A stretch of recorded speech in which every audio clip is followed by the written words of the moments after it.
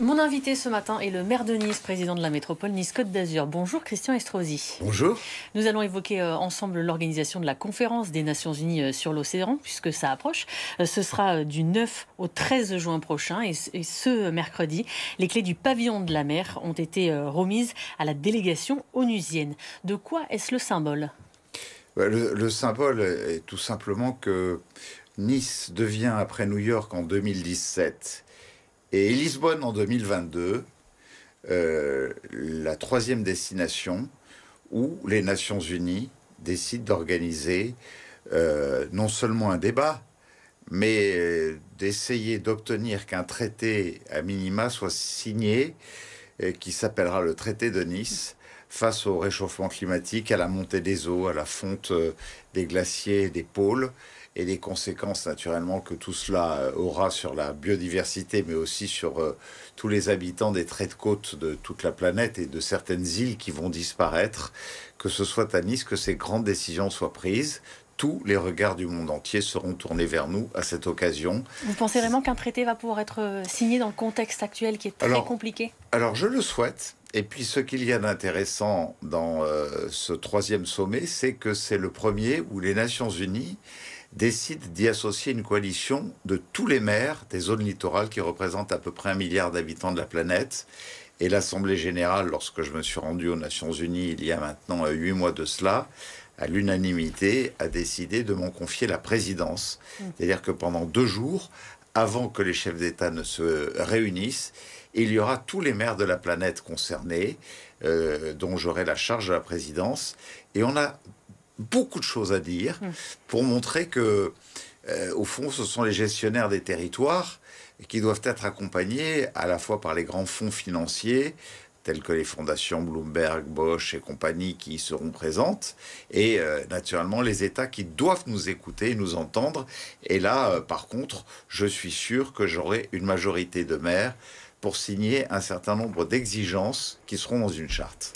Le budget initial de cet événement a été prévu à 47,7 millions d'euros. Selon nos confrères de Mediapart, les dernières estimations feraient état de dépenses avoisinant les 52 millions d'euros pour la seule zone bleue, c'est-à-dire les destinés aux délégations officielles, et auxquelles il faudrait ajouter 10 à 15 millions d'euros pour la zone verte. Pouvez-vous nous confirmer ces chiffres ?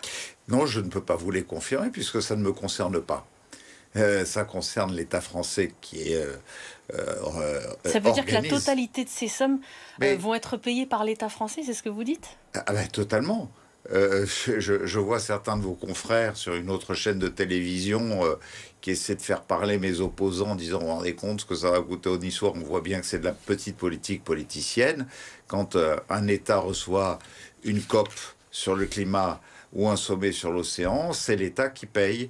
Et donc, les derniers chiffres que vous avez cités, de 52 millions, ce sont les aménagements autres que la salle qui appartient aux Niçois et aux métropolitains, dont nous profitons de l'opportunité pour en faire une salle de congrès, une salle de conférence, une salle de spectacle qui leur sera destinée définitivement après l'UNOC, là où tout le reste, les équipements que vous voyez aménagés tout autour du port seront démontés avant la fin du mois de juin. C'est intéressant ce que vous dites. Et lorsque vous parlez du coût, de ce coup-là, c'est pas de ce qui concerne la ville de Nice. Alors c'est intéressant ce que vous dites, parce qu'il nous a été expliqué avant la construction de ce pavillon de la mer que allaient contribuer au financement de cette construction les Nations Unies et le Costa Rica. Visiblement, ça ne devrait pas être le cas. Alors est-ce que vous pouvez nous détailler le plan de financement donc, de ce pavillon de la mer et ce qui a été construit pour qu'on comprenne bien ce qui va revenir à la charge de la France et ce qui va revenir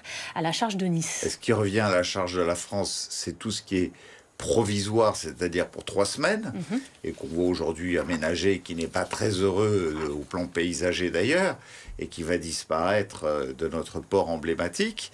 Et puis les 2 grandes salles dans lesquelles il va se dérouler des choses extraordinaires, vous vous rendez compte? Donc ça va coûter combien à Nice?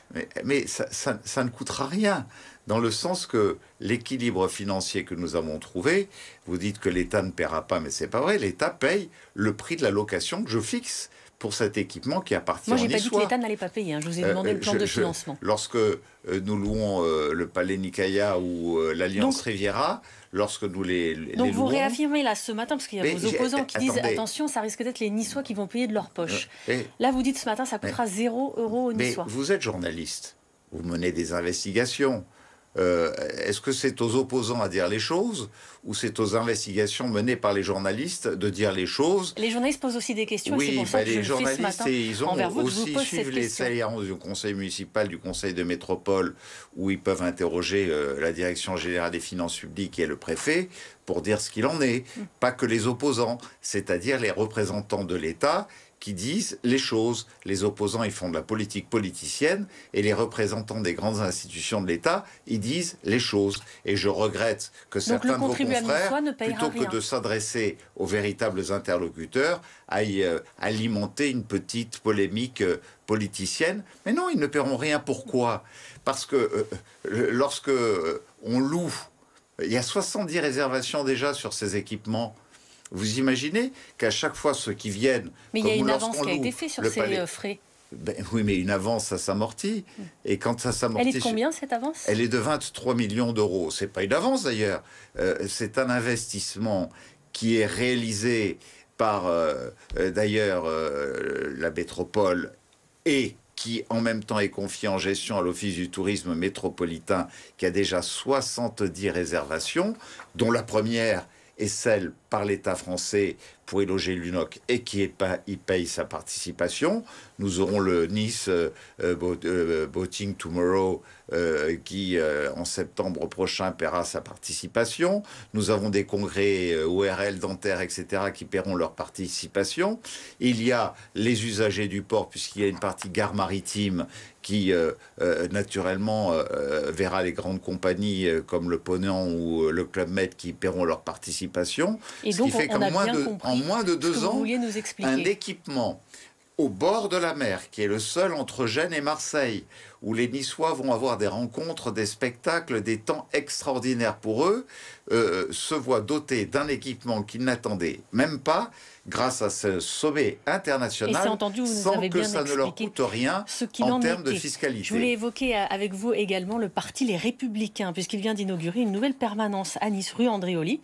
Pierre-Paul Léonie, qui est l'un de vos proches, se présente comme l'un des chefs de file de la reconstruction des Républicains à l'est du département. Il a repris récemment d'ailleurs sa carte chez Les Républicains, comme d'autres de vos proches. Êtes-vous en train de reprendre le flambeau du parti Les Républicains ? Je suis le vice-président d'Horizon et qui est présidé par Édouard Philippe.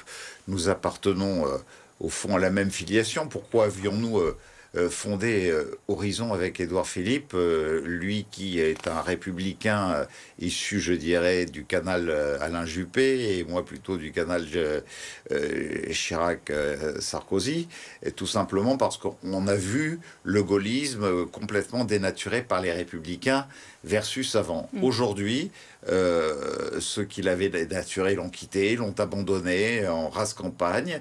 Et je vois derrière Michel Tabarot, qui est la présidente dans le département, qui a confié à mon vice-président en charge de l'économie, Xavier Latour, ancien doyen de la faculté de droit, Pierre-Paul Leonelli, du parti Les Républicains. Et à d'autres. Mais non, ils font partie de ma majorité municipale. Je ne peux que me réjouir de voir cette formation. Une petite anecdote, Christian Estrosi. D'après nos confrères du Figaro Nice, lors de l'inauguration de cette permanence, une militante aurait dit « Christian Estrosi nous manque au parti Les Républicains », ce à quoi Michel Tabarot, la députée de la 9e circonscription, aurait répondu « Il reviendra peut-être ». Qu'avez-vous à répondre à cela ? Je réponds à cela qu'aujourd'hui, ma vocation est de rassembler tous ceux qui se reconnaissent dans les valeurs républicaines. Donc vous ne reprendrez pas votre carte aux Républicains ? Un grand rassemblement républicain. Vous allez reprendre votre carte aux Républicains ? Mais vous voulez me faire faire de la politique politicienne. Non, je vous pose une question. Je suis le maire de Nice. J'ai dans ma majorité municipale les Républicains dont je me réjouis qu'ils se redressent aujourd'hui. C'est-à-dire qu'après qu'on ait voulu les assassiner et les tuer. Nous voyons dans ce débat où ils vont réélire un président qu'ils font des adhésions tous les jours, comme nous en faisons beaucoup à Horizon, comme il y en a chez les centristes, comme il y en a au Modem, comme il y en a même chez des radicaux de gauche qui appartiennent parce qu'ils ont des sensibilités sur l'écologie comme moi. Avec le parler. Vous parliez de Nice, Christian Estrosi, et j'aimerais d'ailleurs vous poser une question. Ça s'appelle le Rassemblement républicain. Je voudrais bien vous poser une question qui concerne les habitants de Nice. Réussir. C'est important. Une question qui concerne donc les habitants de Nice, et parce que certains nous ont contactés à BFM Nice Côte d'Azur. Ce sont les riverains de l'Anantara Plaza. C'est l'hôtel 5 étoiles qui a ouvert il y a 3 ans. Ils expliquent que depuis 3 ans, ils vivent un véritable enfer en raison des nuisances sonores, que pour tenter de faire arrêter ça, ils ont essayé de contacter la direction de l'Anantara, la municipalité, ainsi que la police municipale, mais rien n'y a fait. Je vais vous faire entendre une petite vidéo qui a été prise par l'un de ces riverains, et ensuite je vous fais réagir.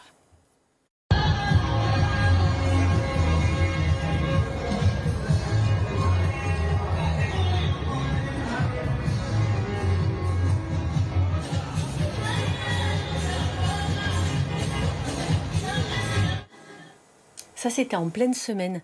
Avez-vous une solution à apporter à ces riverains qui ne peuvent plus vivre en toute tranquillité chez eux? Il y a un code de l'environnement. L'Anantara ne le respecte pas. Nous l'avons mis en demeure. Les riverains ont tout à fait raison. Je suis scandalisé par la direction de l'Anantara, alors qu'ils ont sollicité un permis de construire sur l'ancien plaza pour y faire un palace. Et c'est vrai que le rendu architectural sous le couvert de l'architecte des bâtiments de France y est, qu'il y a un rooftop qui apporte un art de vivre et une qualité de vie.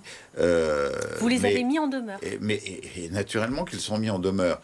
Vous dites qu'ils se tournent vers le maire et vers la police municipale. Je vous réponds que d'abord c'est une responsabilité de l'État de suivre les mises en demeure que fait à la direction le maire de Nice pour que celui-ci réagisse et fasse appliquer le code de l'environnement et naturellement fasse en sorte qu'il se voit interdit de ces pratiques qui polluent au plan sonore tout un quartier et la paix pour l'ensemble de mes concitoyens.